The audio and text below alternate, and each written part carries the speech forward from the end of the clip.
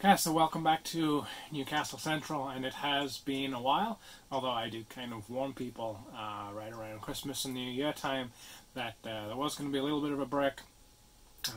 Has often happened on the channel anyway, but this one was expected. We did have somewhat of a trend show season coming up, I suppose, out here around the Seattle area. So in January there were a couple of different shows. I was able to get to one of them. I had picked up a couple of N-Trak modules, which are 4-foot by 2-foot modules in N scale. Fortunately, one of the club members had passed away, and so he had an awful lot of N-scale model railroad stuff that he was wanting to get rid of. I guess his wife was wanting to get rid of. She's hoping to remain in the club, but move down to more of the T-Trak tabletop stuff, which is what I've got on the shelf. I've had a couple of videos on that. So anyway, I ended up picking up a couple of the N-Trak modules. They're pretty cool. So I didn't get an awful lot of time at the show to get pictures and videos, and I didn't really get any pictures and videos when I was cleaning them up. But I'll try and drop in just a little bit of running sessions now, just so you can see some trends moving around and get an idea of what those N-Trak modules were like.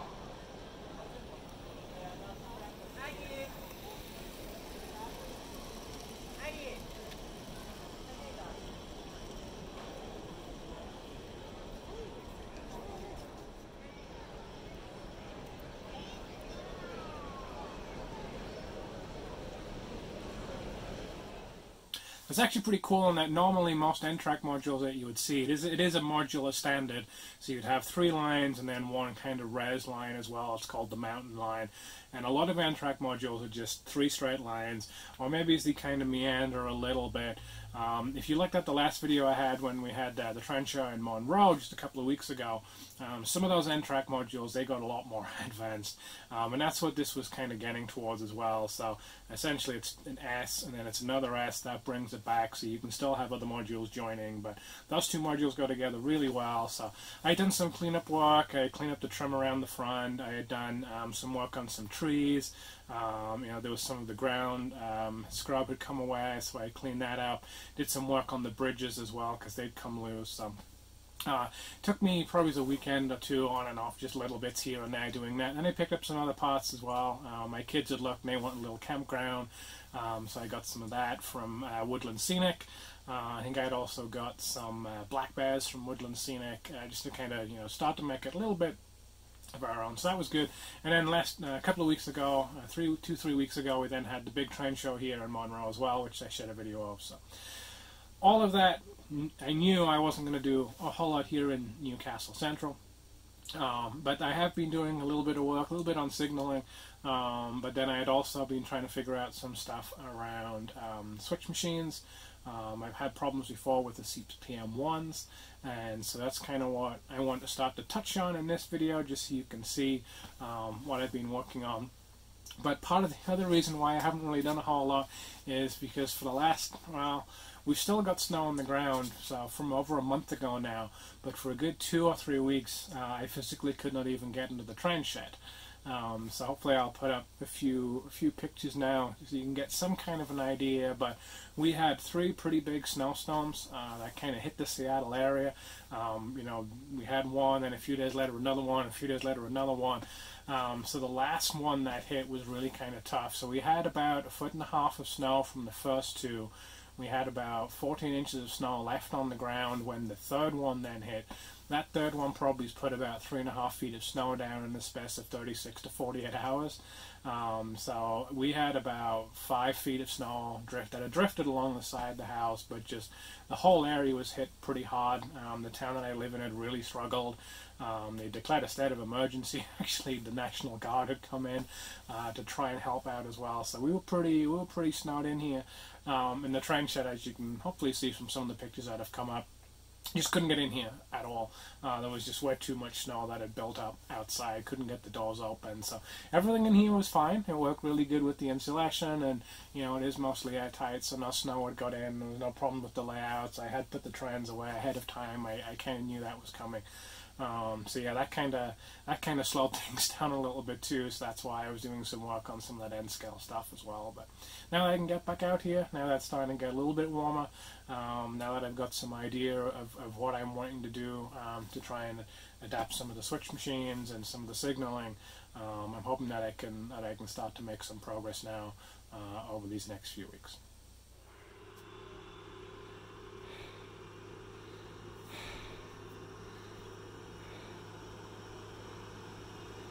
That's a lot of snow.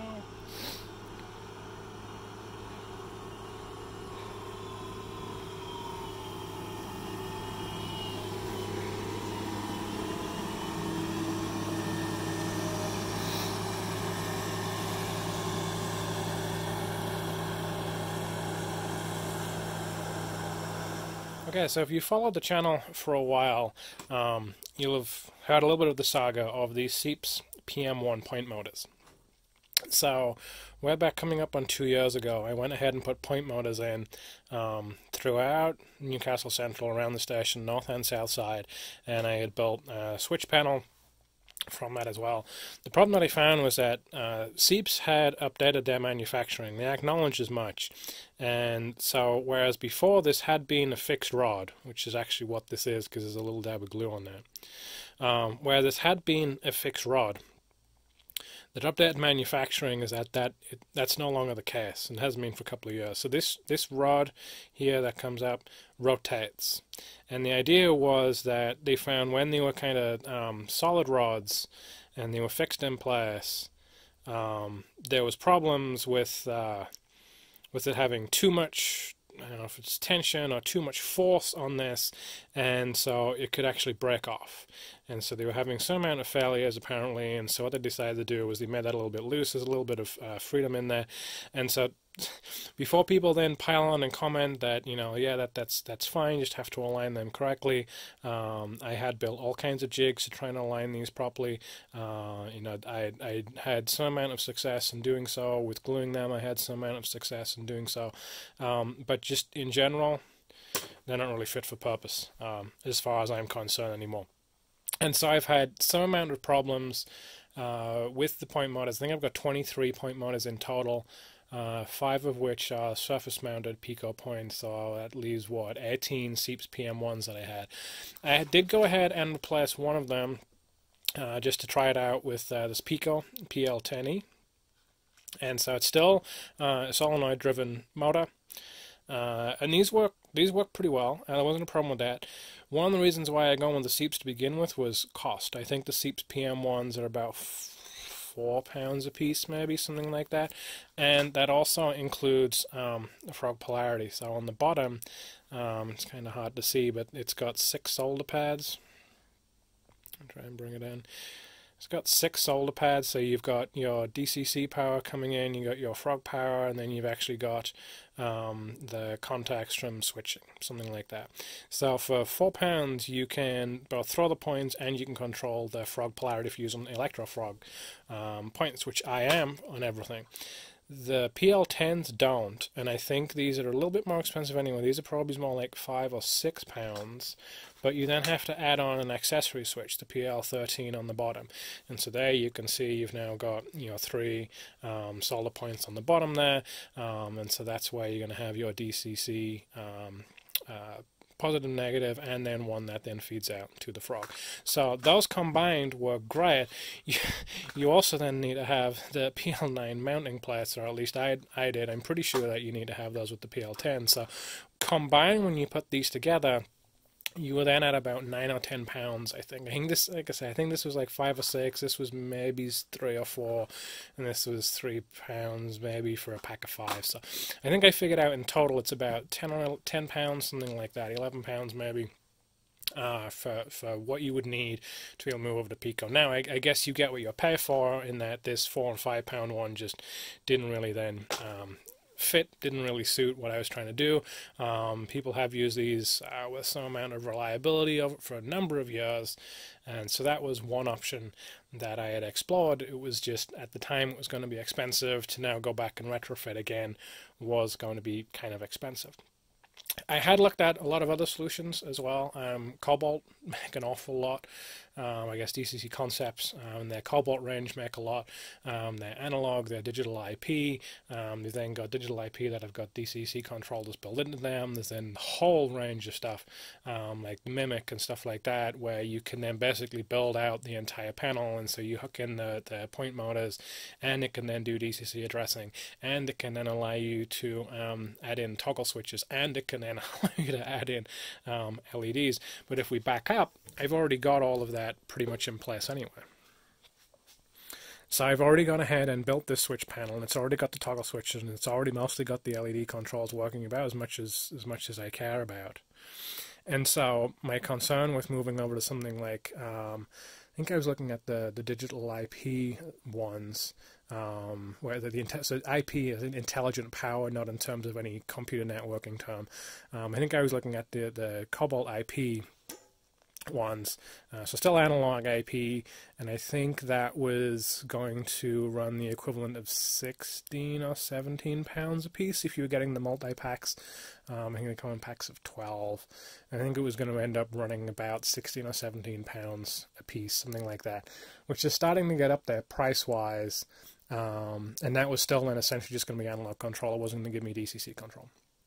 And honestly, DCC control is not really something that I was looking at, because, you know, if we stand back, you know, here's the south side of the station. Coming in the main side of the station, there's my switch panel, and then we've got the north side of the station. Like, most of the control is right here, and I'm pretty much backed up against the other side of the shed here. So it's just like, when I'm doing a running session, when I'm running trains, I don't really care about the DCC control, because I'm going to be right there by the board. So I was okay not having that, but it's like, well, if I'm going to start spending that amount of money, I'd be looking at probably 400 pounds to start to replace a whole bunch, not quite, 300 pounds, probably is 350 to replace all of the point motors that are failing on the Seeps PM-1s. Then that starts to get a lot. So I was looking at a little bit of stuff. Okay, so the moment of suspense. What did I end up then going with? Well, I went with a company called Tam Valley Depot. They're out of here in the US, and this is what I've gone for: micro switch machines. Forget one out of the box. And try and focus. This is all it is. It's a little micro servo, little 9-gram micro servo, the kind of thing that you would get in a remote control aeroplane, remote control car, and so it's fairly low power. And this is a complete unit that I got. I think it is, oh, what was it?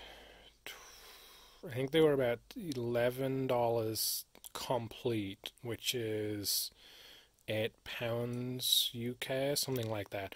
But that is for the servo, this 3D printed mounting bracket, so, you know, mounts straight underneath, so it's got that 3D printed bracket, and it's also got this micro switch here, and so it's actually kind of an interesting design. I saw this at Keith Lyons' house, so if you saw the last video from the Monroe Train Show, we then got invited over to a guy called Keith Lyons, who's one of the founders of United Northwest Model Train Railroad Club that I'm a part of. He's got a huge layout that he's building based around Northern Pacific Railroad. And he was going along this line using the Tam Valley products. So he had kind of done more of a homemade approach. So he had similar kind of servo. He had a homemade bracket that was actually made out of drainage pipe that you would put for guttering downspouts on your house. And he was then using the same kind of micro switch idea. I did look at that, and it's just like, you know, you probably could then put this together for $4 a piece, maybe $5, something like that. But honestly, honestly, for me, with the little time that I have, I was okay with paying a little bit extra and going up to, you know, whatever it was, like $12 or something, to have this complete in terms of it's got the 3D printed bracket that's designed specifically for this. It's already got the servo mounted. It's already got the pin through for it, and it's already got the micro switch attached to. So the idea is that you would have this mounted under your layout, the servo would throw, and you can see the arms move, and it's now made that contact on the switch, and then as it moves the other way, it then would throw the point, and the switch is then released. This is controlling the frog polarity. And so the idea is that this then just takes a regular servo connection. Well, what does that connect to? Something called the Octopus 3. Now, I know that there's lots of different ways before people are already starting to write their comments. Yes, there's lots of different ways that you can do this. Servos are really nothing new when it comes to doing point motors. And you can certainly connect this up to an Arduino or a Raspberry Pi. I'm already doing some amount of work with Arduinos for a lot of the signaling that I'm working on, so more than capable of doing so, but it's one of those, well, I've got to figure that out. And one of the advantages here is that this board is complete, it's already put together, it can already handle up to 8 servos, and it's also got something else pretty cool, which I'll show in just a minute, but I think these were $40 or $45 maybe. And so what I figured was, okay, let's go with $48, so we can do a nice round number. That makes it $6 when you put 8 of these servos onto here. So it's about $6 plus then, let's say, $11 or $12. So now we're at $18, which is 13, 14 pounds UK. What you can also drop on top is something called an octocoder. Now, the octocoder literally sits on top of these 8 pins here. So you could just connect the servos, I think that's where they are. You could just connect the servos straight into here. Okay, and it can then just run for regular analog control. It'll still be DCC based, but you don't have any DCC control overthrowing the point motors. So you plug your servos in here, and then you plug your toggle switches down in the bottom. So kind of like the panel that I've already got kind of down over here. You throw your toggle switches, that would then control one of these servos. Servo gets thrown, and it's already got the read switch on the bottom, and starts controlling frog polarity. So for about $18 total, which like I say is I think about 13 pounds, 13, 14 pounds UK, you've got complete control. So that's still a few pounds cheaper than what the Cobble Digital IPs would have been. And it's just a pound or two more than Pico's would be, but this is giving me a little bit more central control. It eases some amount of wiring because basically this board is doing a lot of that control. I'm not having to wire into a capacitor discharge unit because again it's servo control rather than one of the solenoid-based ones. The advantage here though with this octocoder, and I think this was like $18 or $20. Okay. So now we're looking at about $2.50 for a switch. Now I've just added DCC control. So that's the advantage here, is that I can take this for about 14 pounds UK, $18 US. I can then add DCC control for just, you know, $3, a couple of pounds UK. And now I can either do toggle switches still on the bottom, or if I want to, I can then address it from a DCC control. So that's kind of one of the advantages of that. So that's kind of the solution that I've decided to go for there. So now I should be able to hook up 8 servos and have DCC control. Everything's already put together, so it should be really, really easy to do. And you say, okay, well, you still would have to align that, Ian. I do. Again, one of the other advantages here is it has something called a remote aligner. And so part of the problem that I had with the Seeps PM-1s, and really any kind of point motor, is getting that alignment right. You have to get it aligned, you have to get it square, you have to get it centered, and then certainly when it comes to servos, you got to figure out, okay, how, you know, you got to get the motor itself centered, and then what kind of throw do you have left and right, so that you don't end up throwing too far over. If I can do it. do it too far over like that, well then you've thrown the switch, but then it can't get back. So this reed switch is now kind of stuck until you push it. And so you have to be careful how these are adjusted. So these can still be fiddly. I'm not saying that this is going to solve everything with a solenoid point motor, but the Octopus accessory, this remote aligner, that allows you to connect in, and so essentially it connects into the Octopus 3 here. From what I understand, we'll find out when I start to take all this apart and try it. It connects in on this accessory port into the Octopus 3, and then you've got ideas like, okay, you can go through servo by servo, you can center them, you can say, okay, how far are they going to open and close, how quickly are they going to, you can set the speed of all of these as well. And so this is, again, one of the advantages where rather than just taking a servo control here and connecting it into an Arduino, well then I've still got to then figure out programming the Arduino in terms of how much power these are going to move, how far they're going to move, things like that, which again absolutely is doable.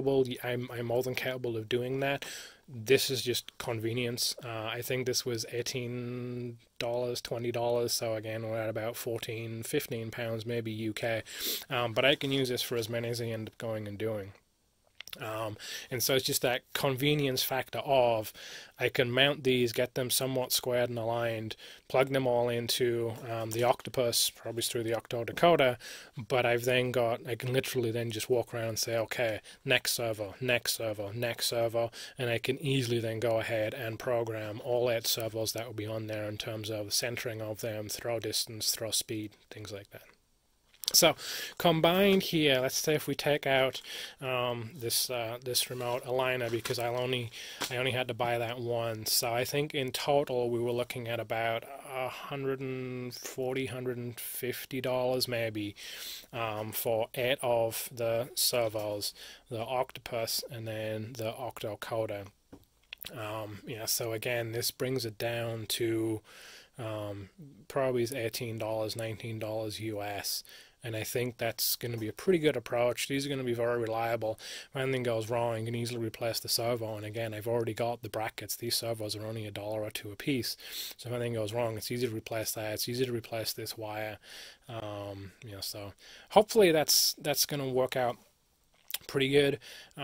This video is starting to get a little bit long. It was much more of just kind of a catch-up as to where I'm at and what I'm going to be planning on next. So next video I'm probably going to actually do something specific about, okay, how do we now connect all of this together, see 1 or 2 of them in action, so you get an idea. Not all of this is the only way to do it. Like I say, I know there's people that have got servos through Arduinos, through Raspberry Pis. I know a lot of people that are happy with the DCC Concepts whole suite of equipment, but again that adds up, and I put so much time into the switch panel, and the switch panel itself is still fine that I didn't want to take that apart. So if we move back, I think the south side is where I've had most of the problems. I think there's 13 motors on the south side, a couple of which are surface mounted. So let's say we've got 11 Seeps PM-1s and maybe 3 or 4 of those throw reliably. Others you'll throw them and the rod will move, but it's already rotating inside, and so it's not really going. So I'm probably going to end up replacing all of them, but at least this first 8 that I've got are all going to be on the south side. It's also really accessible because it's a very, very short part there, so I can get, where are we going? Do 1, 2, 3, 4, 5, 6, 7, 8, 9, 10, so I can I've got 10 just right there. So I've got 8 to start out with. We'll try this out and see. You can also actually see the Arduino hanging around down the bottom there. It's controlling the signal. I've got a couple of others too. So again, hopefully this gives some idea as to what I'm up to, why I haven't been up to a whole lot over the last couple of months, but do follow along and join in to see how all of this goes. I'm pretty sure that they do ship out to the UK as well. They are based, I think they're out of San Diego, California. So at least for me, it's pretty quick shipping. These got here in just a couple of days once they got mailed out. But I'm pretty sure that they go to the UK too. I've already got one of their 5-amp boosters. I've got NCE Power Cab, just a 2-amp system, and so you can get a 5-amp booster from NCE or Digitrax or whoever your provider is. But I do have a Tam Valley 5-amp booster in line as well. I think that was about $45 or something, and it's worked very reliably. I know Keith Lyons has got a lot of this equipment working very reliably as well. So do subscribe, follow along, let me know what you think. Have you tried this before? What do you think about it? You got any tips if you have? And then hopefully in the next week or so, we'll be able to see an update of some of this working. So thanks for watching. Take care. Bye-bye.